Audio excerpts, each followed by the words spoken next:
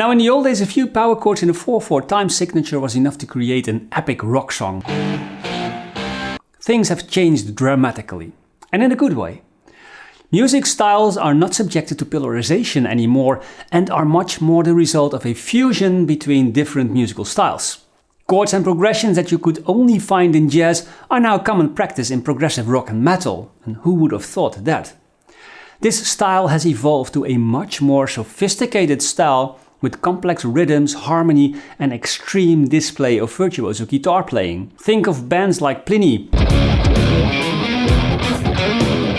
Intervals, Animals as Leaders, Periphery, Skill the Summit and Haken, for instance. Now these new sounds are more than interesting, so in this tutorial I'm going to show you one particular aspect of progressive guitar music. And that is one often used particular chord and its related harmony. Now lately I receive many requests for promoting or testing products, and I never responded to this because I couldn't vouch for the quality or type of product. Until some time ago a company made a request for a review of a product that I really liked.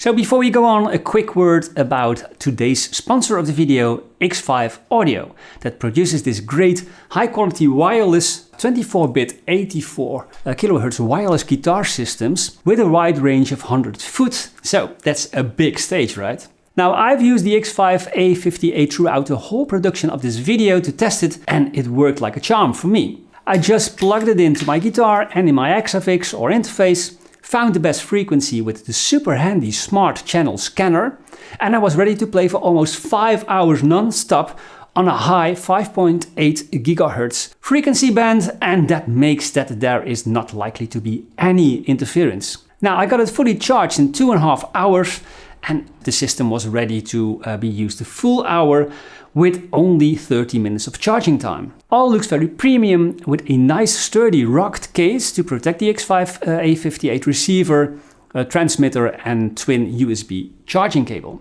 The whole device just looks very solid. Add the open concept battery compartment, the 6 channels for 6 A58s on one stage, an active and passive pickup switch, and I think you have a great device for the price they ask, which is about $150 at Sweetwater's and €150 in Europe. I'm a fan. And now enough distraction.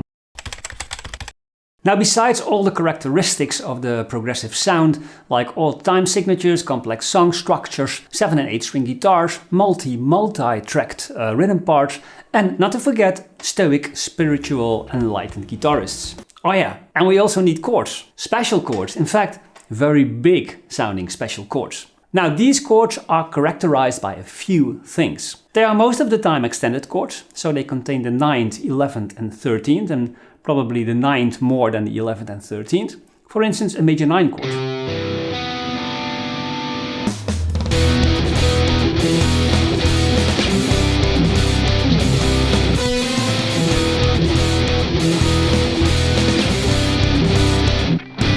Now these Prog chords often contain a dissonant interval to let it sound more aggressive, especially with distortion. Like these voicings, for instance, of the F sharp minor 11 chord and the F major sharp 11 chord.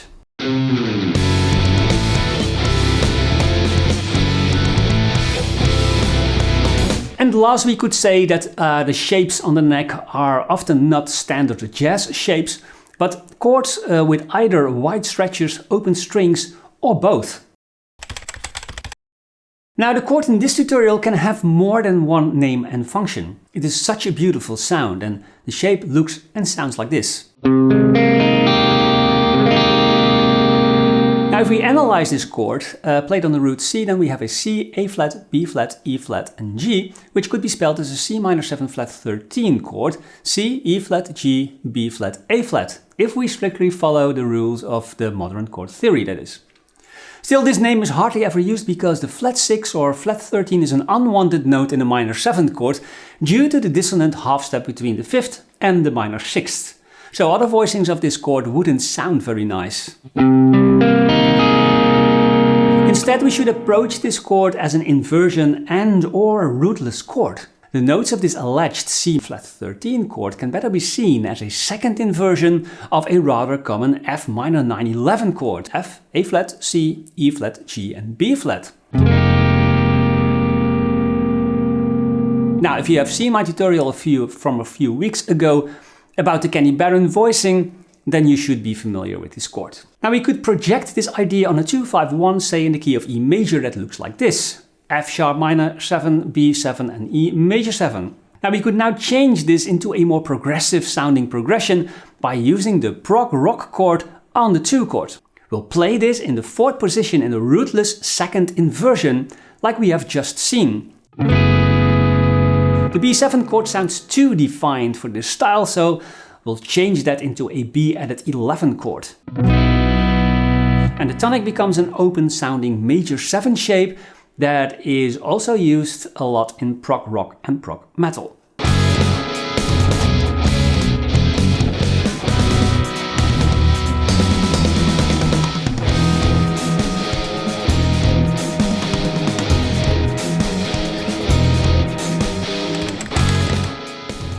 Now we can also see the minor 7 flat 5 13 chord shape as a first inversion of a major 9 chord. The shape in the 7th position, for instance, contains the note E, C, D, G and B, and these are all notes of the C major 9 chord, C, E, G, B and D. So the same shape can be two things depending on the root. Now this means that we can harmonize the major scale using this progressive chord shape. Now some shapes contain a 7th or a 9th that doesn't fit the key. You could leave it that way for some outside sounds or adapt the chord by not playing the highest string that contains that 7th or 9th extension. Now we have a C major 9 chord over E, a D minor 9 11 over A, an E minor add 11 over B, omitting the 9th F sharp on the first string, the F major 9 over A, the G added 11 over B by avoiding the major 7th F sharp on the first string, A minor 9 11 over E, and a B minor 11 or B minor 7 flat 5. So no prog chord possible here on this degree. Or maybe you could play a D minor 9 11 over a B that creates a B minor 11 flat 5 sus 4. Everything in the row sounds like this.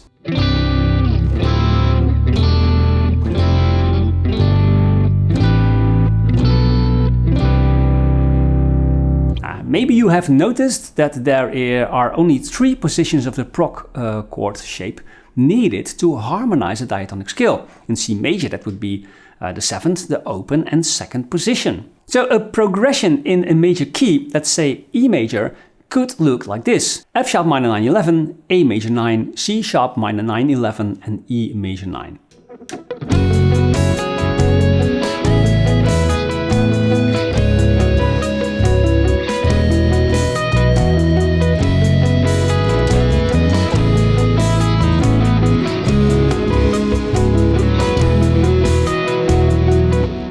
Now we can even use a mode like the Elidian mode. Changing these to a prog rock chords will get these chords. Again, we only need 3 positions of the shape. The G sharp position, the A sharp position and the D sharp position. Now the Lydian scale with the prog rock chords in a row sound like this.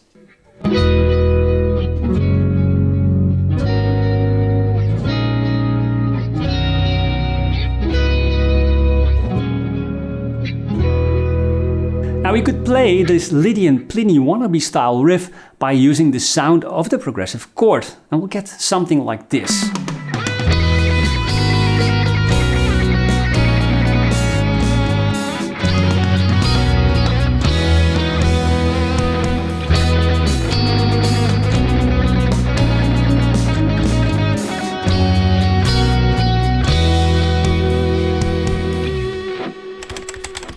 Now 3 ideas come to my mind when trying to create a riff with such a chord as variations. Now the first is keeping the chord the same and change the bass notes. With every new bass note, the sound of the chord gets another meaning. So you can do this with every chord of course, but this specific chord is made for it. I'll use the shape in the 7th position. When the bass guitar plays an A in the bass, the chord becomes an A minor 11 chord. Playing the C in the bass, it creates a C major 9 chord. Playing the G in the bass, it becomes a G6 add 11 chord. And playing the D in the bass, it becomes a D minor 7 sus 4 chord. Now here's an example of such an idea.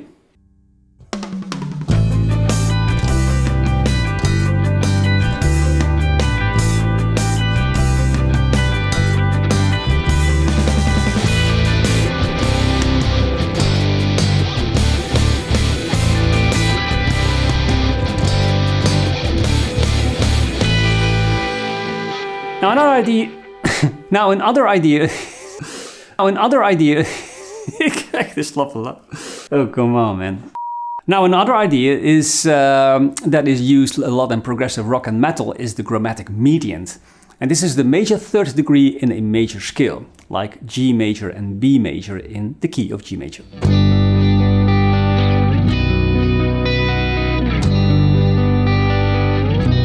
Now if you want to know more about the beautiful chromatic median and the chromatic submedian, then watch my tutorial or read the ebook about that subject. Now just change the chords to Prog chord versions and you'll get this.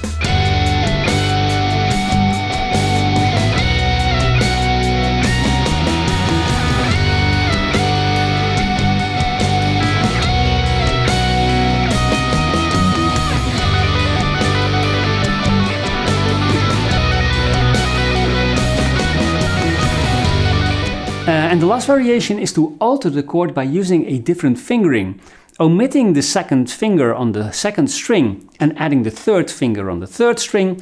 We'll get a minor 6-9 chord that has a Dorian or melodic minor vibe.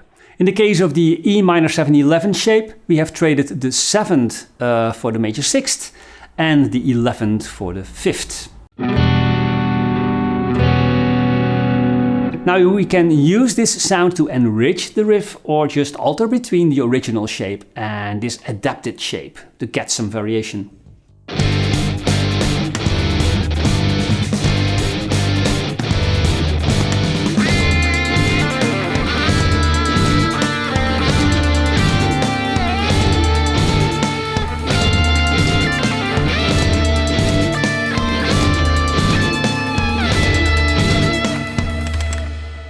Now we've seen that the chord shape that we have used in this video has a particular sound and fits the style of progressive rock and progressive metal and fusion like glove.